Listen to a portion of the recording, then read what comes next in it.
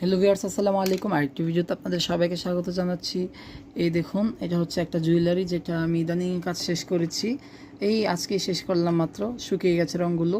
এটা হচ্ছে একটা লাল রঙের আয়তাকার বা চারকোনা টাইপের একটা শেপের উপর করা এই জুয়েলারিটা। আর হচ্ছে সবচেয়ে বড় কথা, এটার মধ্যে আমি পদ্ম ফুলের উপর বেসিক একটা ডিজাইন করেছি। সাইড দিয়ে প্রথম হালকা একটা কলকা করে বর্ডার টাইপের দিয়ে নিয়েছি, যতটুকু আমার মনে হয়েছে দেওয়া দরকার। তারপর মাঝখানটা পদ্ম ফুল দিয়ে দিয়েছি। দেখুন, কিন্তু বেশ সুন্দর দেখতে জিনিসটা। অনেকটাই বেসিক একটা ডিজাইনের উপর, কেবল সাদা এবং লালের মধ্যে ডিজাইনটা রেখেছি। এর মধ্যে থাকছে একটা করে কাঠের পুঁতি এক সাইড দিয়ে, এবং লম্বা সাইজের একটা মাটির পুঁতি, গোল একটা মাটির পুঁতি, এবং ছাতার মতন একটা চ্যাপ্টার মতন পুঁতি। হ্যাঁ, সাইজটা খুব সুন্দর এবং দেখতেও বেশ ভালোই লাগছে। একটা পদ্ম পাতা, একটা পদ্ম ফুল, পদ্ম কুঁড়ি দুইটা, এই নিয়ে কিন্তু আমার এই পুরো ডিজাইনটা। এখন কিন্তু আমি এটাতে বার্নিশ অ্যাপ্লাই করতে যাচ্ছি। বার্নিশ ব্যবহার করার কিছু কারণ রয়েছে, যেটা হয়তো আপনারা জানেন না। আমি আপনাদের সঙ্গে সেটাই শেয়ার করবো আজকে।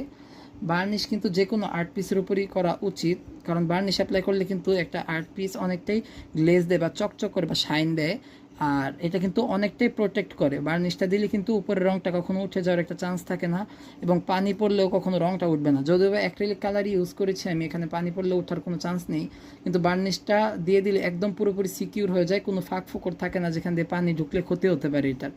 হ্যাঁ, অ্যাক্রিলিক রং পানিতে না গুললেও কিন্তু দীর্ঘকাল যদি পানির ছেটা লাগে বা পানির সংস্পর্শে আসে, তাহলে কিন্তু নষ্ট হয়ে যায় রংটা।